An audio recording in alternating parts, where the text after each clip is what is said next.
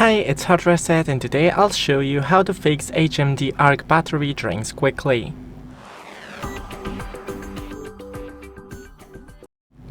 So first go into the settings, then navigate to the battery settings, enable the battery saver, enable the adaptive battery, then go into the display, enable adaptive brightness, or just lower the brightness level, enable the dark theme, and also shorten the screen timeout, and disable every feature you're not using in quick settings, for example a Wi-Fi or a Bluetooth. Thanks for watching, don't forget to leave a like, and see you in the next one.